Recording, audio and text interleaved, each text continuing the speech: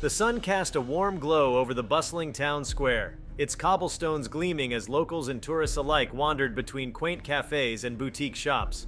Amid this vibrant scene, a man named David Thompson strolled confidently through the area, his signature red "Make America Great Again" hat perched atop his head. David, a man in his late 40s with a neatly trimmed beard and an easygoing demeanor, exuded an air of quiet authority. Despite his humble attire, jeans and a casual button-down shirt, there was something about him that turned heads, though not everyone looked on with approval. Before we start, smash the like and subscribe buttons for more updates. Across the square, Karen Michaels was sipping a latte on the patio of her favorite cafe. Karen, a woman in her early 50s with an impeccably styled bob and a preference for designer clothing, had a reputation in the community.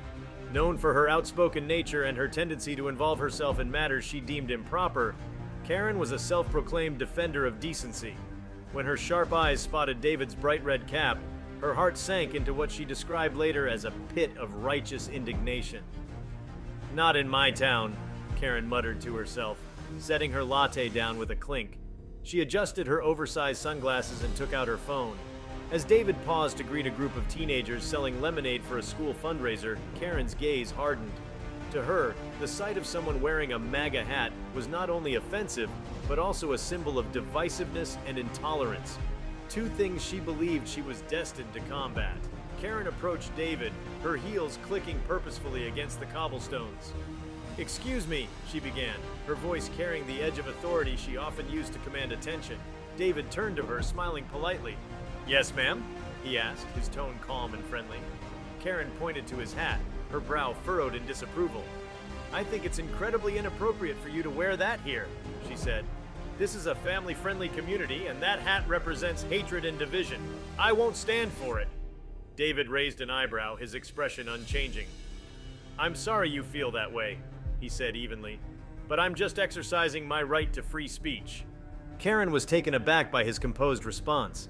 She had anticipated a heated argument or at least a sign of defensiveness, but David's calmness only fueled her determination. Without further ado, she pulled out her phone and dialed 911. "I'd like to report a man disturbing the peace in the town square," she told the operator. "He's wearing a MAGA hat and causing a public disruption. Please send someone quickly." David overheard her call but remained unfazed. Instead, he returned to chatting with the lemonade stand volunteers, encouraging them to pursue their goals and making a generous donation before walking toward a nearby bench. Karen, meanwhile, hovered nearby, her phone still in hand as she recorded him. She planned to document what she saw as a blatant affront to the values of her community. Minutes later, a police car pulled up, its flashing lights drawing the attention of bystanders. Officer Martinez, a seasoned member of the local police force, stepped out and approached Karen, who immediately launched into an animated explanation. "Officer, this man is causing a scene," Karen declared, pointing at David. "He's wearing that hat, and people are visibly uncomfortable. It's creating tension in the square." Officer Martinez turned to David, who remained seated on the bench. "Sir, may I ask what's going on here?" he inquired.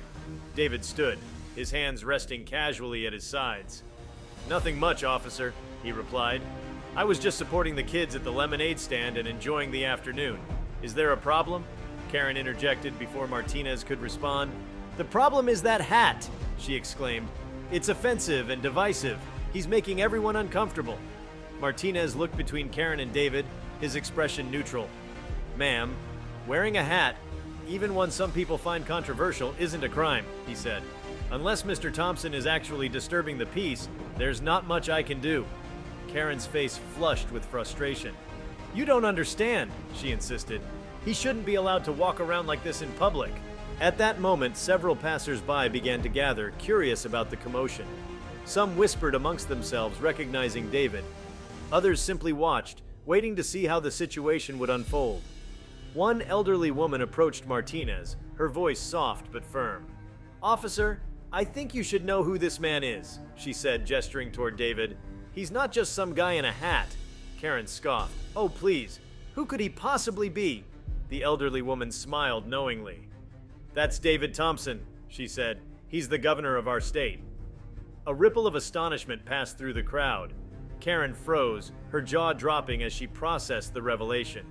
She had unwittingly called the police on the most influential person in the state, a man widely respected for his bipartisan leadership and dedication to improving the lives of his constituents. David Thompson wasn't just a man in a red hat. He was a symbol of progress, compassion, and unwavering commitment to the principles of democracy. Karen's mind raced as she tried to reconcile her assumptions with the truth. She had seen the hat and jumped to conclusions, never considering that the man wearing it might be someone of significance, or that his reasons for wearing it might be more complex than she had imagined. David, for his part, remained composed. "Thank you for clarifying," he said to the elderly woman. Turning to Officer Martinez, he added, "I appreciate your professionalism. I'd like to assure everyone here that I meant no harm by wearing this hat. It's a symbol, yes, but one that represents my belief in engaging with people of all perspectives, even when we disagree." The crowd murmured in agreement, and several people nodded their approval. Karen, however, was still reeling from the embarrassment of her mistake. I didn't know," she stammered. "I thought—" David offered her a kind smile. "It's okay to disagree, ma'am," he said gently, "but it's also important to approach others with an open mind and a willingness to listen. That's how we build understanding and move forward together." Karen's cheeks turned a deeper shade of red as she realized the weight of her actions. In her rush to judge, she had not only misjudged David but also caused an unnecessary scene in the heart of the community she claimed to protect. As the crowd began to disperse, Karen took a deep breath and turned to David. "I'm sorry," she said quietly. "I shouldn't have jumped to conclusions." David nodded, his expression kind. "Apology accepted," he said. "We've all been guilty of that at some point. What matters is learning from it." Officer Martinez returned to his patrol car, and David resumed his stroll through the square, stopping to chat with more residents and share a few laughs. Karen, meanwhile, lingered on the cafe patio, her latte now cold and forgotten. She felt a strange mix of shame and gratitude. While she regretted her actions, she also realized she had been given an opportunity to reflect on her own biases and the importance of empathy.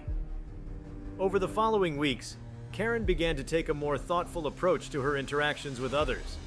She volunteered at local events, attended town hall meetings, and even wrote a letter to the governor, thanking him for his grace and leadership.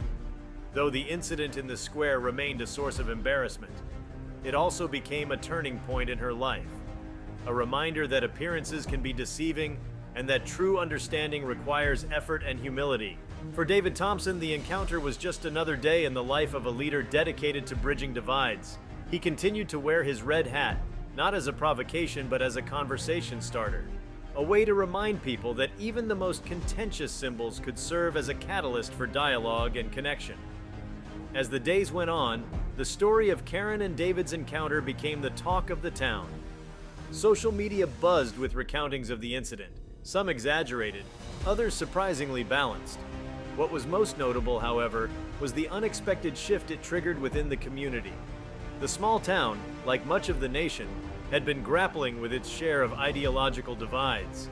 Heated debates frequently cropped up at town hall meetings, neighborhood events, and even in casual conversations at coffee shops. Yet the interaction between Karen and the governor seemed to inspire reflection on how people approached one another during moments of disagreement. For Karen, the incident was not something she could simply sweep under the rug. She had unwittingly become the subject of both criticism and mockery online. Memes sprouted up overnight, painting her as the quintessential Karen, a label that stung deeply. However, among the jokes and jeers, Karen found pockets of meaningful feedback. Messages from strangers urged her to use the experience as a springboard for personal growth. A few even shared their own stories of making assumptions and learning from their mistakes. Initially, Karen was defensive. "People don't understand," she told her close friend Marjorie during a late-night phone call. "I was only trying to protect our community. How was I supposed to know he was the governor?" Marjorie, always the pragmatic one, didn't let Karen off the hook so easily. "You were quick to judge," she said bluntly, "but you have a chance now to do something positive, learn from it, maybe even help others see the value in looking beyond the surface." The words lingered in Karen's mind long after the call ended. She couldn't shake the memory of David's calm demeanor, his willingness to forgive, and his gentle yet firm reminder about the importance of understanding. Reluctantly, she began to examine her own biases. Why had the sight of the hat provoked such a visceral reaction? What assumptions had she made about David before even speaking to him? And perhaps most importantly, how could she ensure she didn't make the same mistake again? Karen decided to take action, albeit tentatively at first. She started by attending a local community forum on bridging divides, hosted by the town's civic center. Sitting quietly in the back of the room, she listened as speakers shared stories of navigating ideological differences. Some talked about family members with opposing views, others about strangers who challenged their preconceptions. A recurring theme was the idea that empathy and dialogue, though difficult, were essential tools for fostering mutual respect. After the event, Karen lingered near the refreshment table, unsure if she should approach anyone. To her surprise, a woman she recognized from the square that day approached her first. "You're Karen Michaels, aren't you?" the woman asked, her tone more curious than accusatory. Karen hesitated but nodded. "Yes, that's me." The woman extended a hand. "I'm Susan. I saw what happened with Governor Thompson. That couldn't have been easy for you." Karen sighed, grateful for the lack of hostility in Susan's voice. "It wasn't," she admitted. "I made a fool of myself, and I've been trying to figure out how to move forward." Susan smiled. "The fact that you're here is a good start. It takes courage to face something like that head on." The two women ended up talking for nearly an hour. Susan, a retired teacher, shared her own journey of grappling with assumptions and learning to listen to others. She encouraged Karen to keep attending events and to consider volunteering with organizations that promoted dialogue and understanding. Inspired by their conversation, Karen decided to get more involved in her community. She joined a local group focused on civic engagement, attended workshops on active listening, and even volunteered at the town's library to help organize discussions on current events. Though she was initially hesitant to share her story, she soon realized that doing so resonated with others. Her candidness about her mistakes and her willingness to learn struck a chord, and she found herself forging connections with people she might never have interacted with before. Meanwhile, Governor David Thompson continued his work with the same unwavering dedication that had earned him widespread respect. Yet the incident in the square seemed to linger in his mind as well. It wasn't the first time he had encountered hostility because of his hat, nor was it likely to be the last. But what made this particular encounter stand out was the potential it revealed. For both division and understanding, David decided to take a proactive approach. He arranged for a series of town hall meetings across the state, each centered on the theme of bridging the divide. These gatherings were designed to encourage open dialogue, allowing citizens to voice their concerns, share their perspectives, and ask questions directly. David was clear in his message. Disagreement was inevitable, but respect and empathy could transform it into something constructive. At one such town hall, held in a packed high school auditorium, David opened the floor to questions after delivering a brief speech. A young woman stood and nervously adjusted the microphone.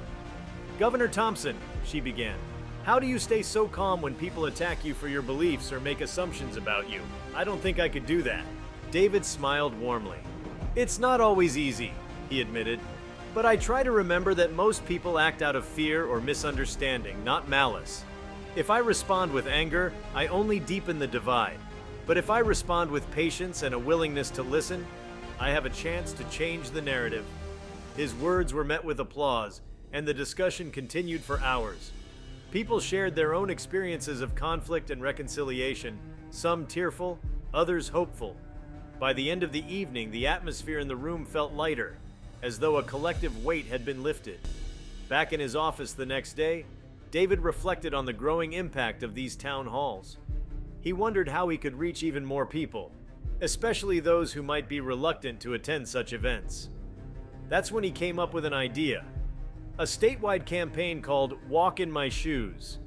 The initiative would pair individuals with differing viewpoints for a day of shared experiences, encouraging them to step outside their comfort zones and see the world through each other's eyes. The program launched with much fanfare, and its participants included everyone from high school students to senior citizens. Each pairing was carefully selected to ensure a mix of backgrounds and perspectives. The activities ranged from volunteering at local shelters to exploring cultural landmarks and engaging in structured conversations over meals. Karen, now deeply involved in the civic engagement group, volunteered to be one of the program's facilitators. She was nervous about the responsibility, but excited by the prospect of helping others find common ground. Her journey had shown her the power of stepping beyond one's assumptions, and she was eager to share that insight with others. Stories like Hank and Elise's became emblematic of the Walk in My Shoes initiative. Media outlets began covering the program, highlighting its success in fostering unlikely friendships and sparking meaningful conversations. The campaign's popularity grew, and soon other states expressed interest in adopting similar models.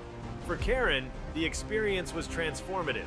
She had gone from being the woman who called the cops on the governor to a respected advocate for dialogue and understanding. Though she still faced occasional teasing about her infamous moment in the square, she had learned to laugh at herself and embrace the lessons it had taught her. As for David Thompson, the incident became a footnote in his long and illustrious career, but its impact continued to ripple outward, touching lives in ways he could never have imagined. Whether through town halls, the Walk in My Shoes program, or his day-to-day interactions with constituents, David remained steadfast in his belief that understanding and empathy were the keys to a better future. Years later, at a gathering celebrating the anniversary of the Walk in My Shoes initiative, Karen found herself seated next to David at a banquet table.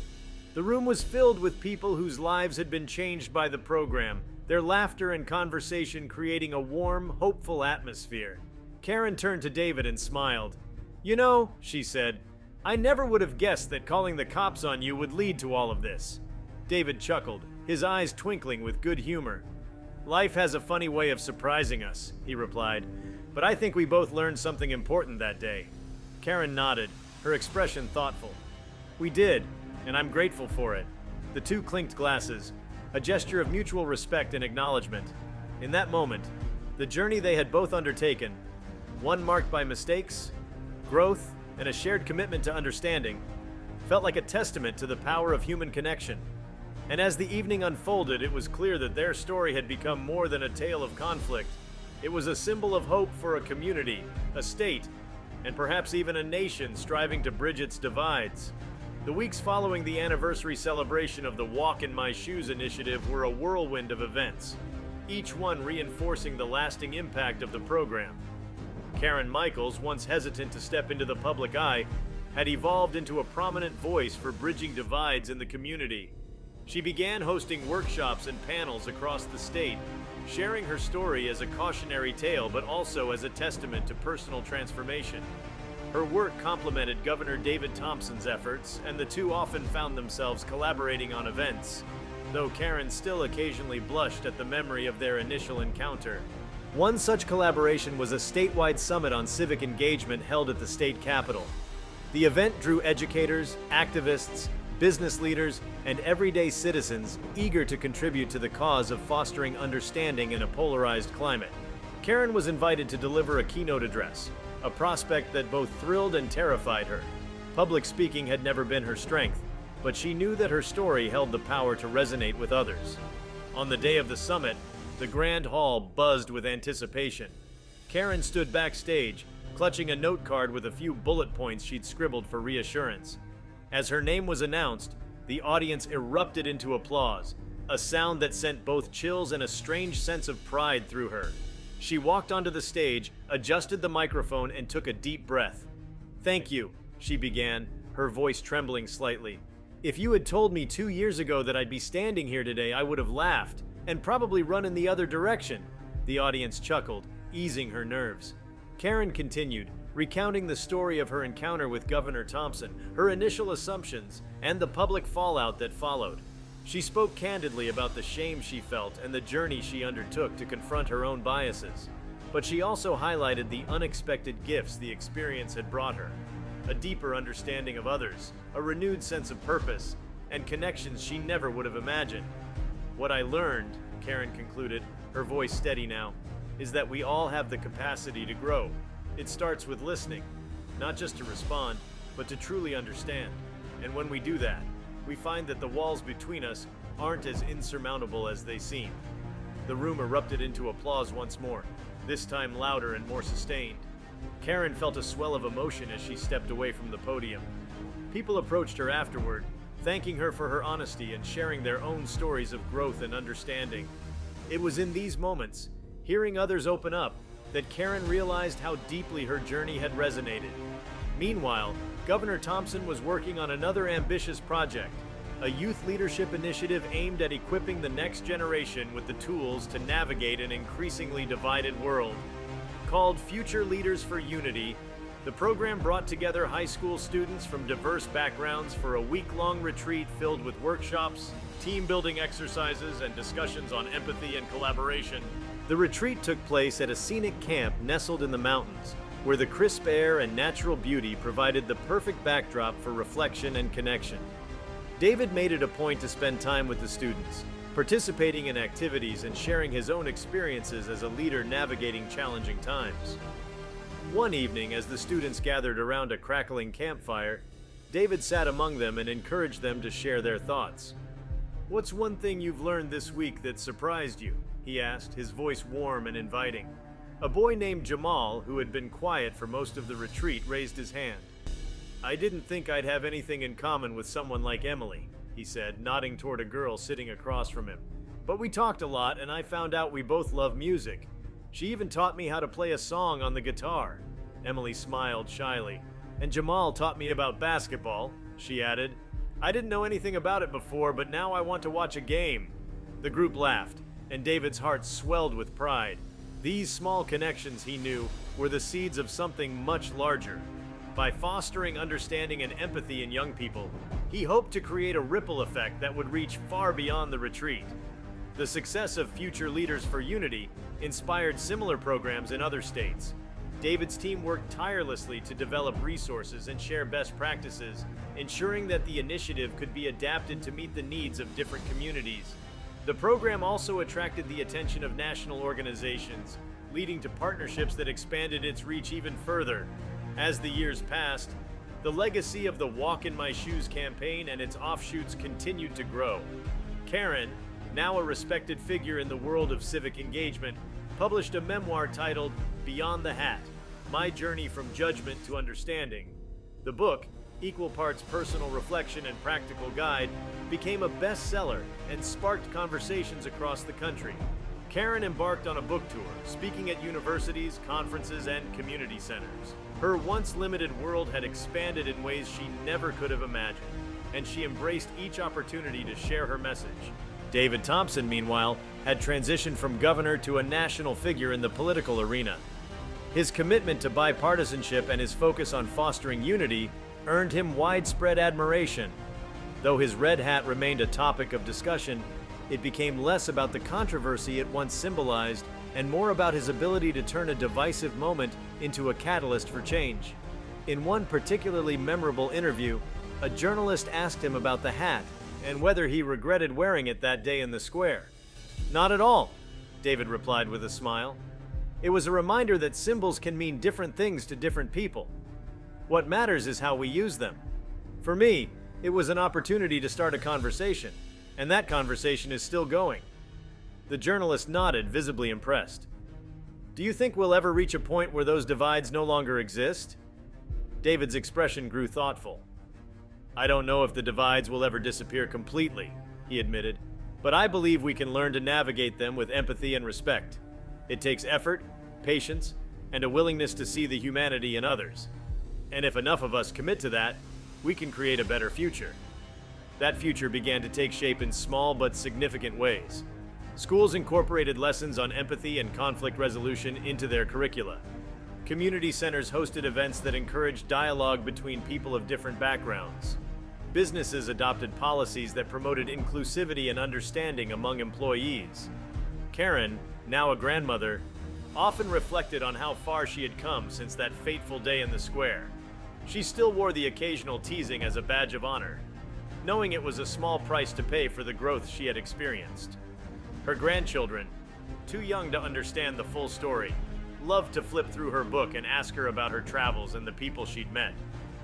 "Grandma," her youngest grandson once asked, "what made you change your mind about the man in the hat?" Karen smiled, ruffling his hair. "I learned to stop and listen," she said, "and I realized that everyone has a story worth hearing." The simplicity of her answer belied the profound truth it held. A truth that had not only changed her life, but also inspired countless others to do the same. As she watched her grandson run off to play, Karen felt a deep sense of gratitude. What had started as a moment of conflict and embarrassment had become a journey of transformation, one that continued to ripple outward in ways she could never have predicted. The story of Karen Michaels and David Thompson continued to ripple outward, touching lives in ways neither of them could have foreseen. Years after their initial encounter, their unexpected connection was often cited in discussions about overcoming division and fostering understanding. The narrative had become something of a modern parable, shared in classrooms, community meetings, and even leadership seminars. Karen's personal journey didn't stop with her memoir or her speaking engagements. She began to delve deeper into the root causes of misunderstanding and division. Partnering with educators and psychologists, she helped develop a curriculum for schools that focused on teaching empathy, emotional intelligence, and constructive dialogue. The program, called Seeing Through New Eyes, aimed to equip students with tools for meaningful interaction in a world that often seemed to encourage confrontation over connection. The program quickly gained traction. Teachers reported noticeable improvements in classroom dynamics as students learned to listen actively and approach disagreements with curiosity rather than defensiveness. Karen often visited schools to observe the curriculum in action, her heart swelling with pride as she watched young people engage in thoughtful, respectful conversations. One of the most memorable moments came during a visit to a middle school in a rural community. Karen observed a group of 7th graders participating in an exercise where they were tasked with finding common ground despite differing opinions on a contentious issue. One boy, shy and reserved, hesitated to share his thoughts, but eventually opened up about his experiences living on a farm. A girl from a more urban background listened intently before sharing her own story of volunteering at a local food bank. As the two students found unexpected connections in their seemingly disparate lives, Karen felt a surge of hope. These were the moments that mattered. Moments where understanding took root, where assumptions were challenged, and where the seeds of empathy began to grow. David Thompson, now a senior statesman with a legacy of promoting unity, often reflected on the long-term impact of his initiatives. He continued to mentor emerging leaders, emphasizing the importance of humility, listening, and the courage to engage with those who held opposing views. In private moments, he would think back to that day in the town square and marvel at how a seemingly minor interaction had sparked so much positive change. One afternoon, while speaking at a global summit on leadership, David was asked about his proudest accomplishment. He paused, his gaze thoughtful. "It's not a law I passed or an award I received," he said. "It's seeing the ripple effect of understanding, seeing people who once viewed each other as adversaries become collaborators, even friends. It's knowing that the work we've done has made it easier for others to connect, to build bridges, and to move forward together." Karen and David's paths often crossed during events and initiatives, their bond now one of mutual respect and shared purpose. They had come to symbolize what was possible when people chose dialogue over division, growth over stagnation, and understanding over judgment. Their story, once rooted in conflict, had blossomed into a testament to the transformative power of connection, a legacy that would endure for generations to come. Years passed, and the efforts spearheaded by Karen and David continued to shape their state and beyond. The work they had done together, both in their public initiatives and private reflections, started to influence a wider cultural shift. People from all walks of life across political lines and social divides found themselves adopting the principles they had championed: open-mindedness, active listening, and the courage to step beyond one's comfort zone to truly engage with others.